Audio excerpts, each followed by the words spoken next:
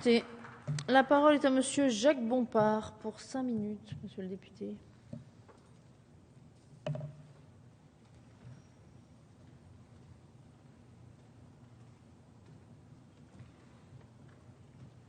Madame la Présidente, Monsieur le Ministre, Monsieur le Président de la Commission, Monsieur le rapporteur général, chers collègues.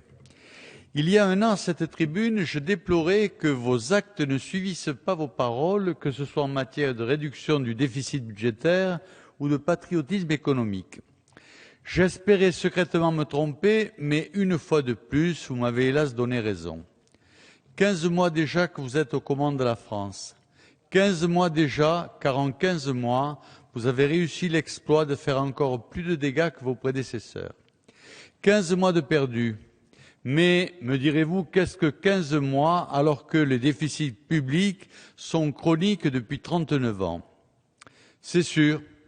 Mais notre dette publique atteindra bientôt 2 000 milliards d'euros, c'est-à-dire 30 000 euros par habitant.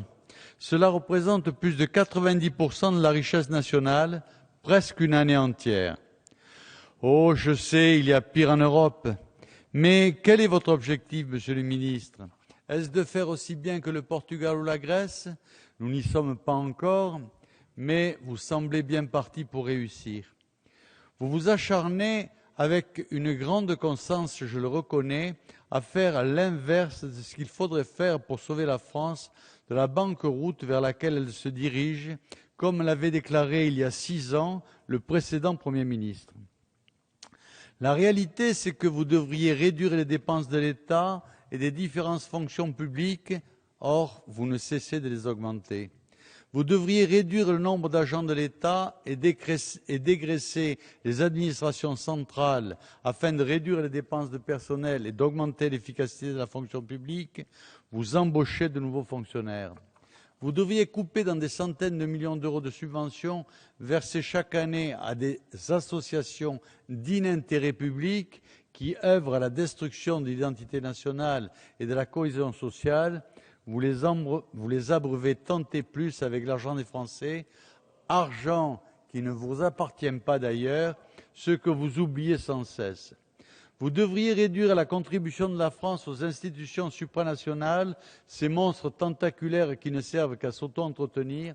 Vous n'en faites rien. Vous devriez tenir tête aux bureaucrates de Bruxelles et leur dire que la France ne peut plus voir sa contribution augmenter sans cesse. Vous trouvez encore dans les poches des Français 20 milliards d'euros à verser à l'Union européenne. Vous devriez lutter contre l'immigration qui non seulement induit un changement de population sur lequel les Français n'ont pas été consultés, mais a aussi un coût exorbitant. Vous faites tout l'inverse en promettant des naturalisations et des régularisations massives qui vont attirer en masse d'autres candidats à la redistribution sociale.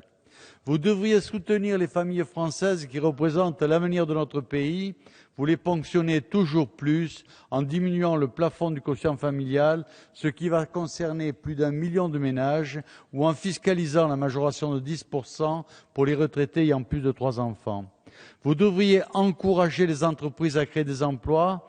Vous préférez les ponctionner encore avec la surtaxe de l'impôt sur les sociétés à 11%. Et vous utilisez les vieilles méthodes éculées en recourant massivement aux emplois aidés. Vous ne gérez pas la France, vous appliquez votre idéologie. Vous faites semblant de ne rien voir, votre seul objectif étant de durer, espérant que les Français s'habitueront au déclassement social dont ils sont victimes et oublieront qu'ils vous en sont redevables. Je ne prétends pas avoir de recette miracle, mais simplement un peu de bon sens et de courage. Les Français pensent que c'est ce dont vous manquez le plus.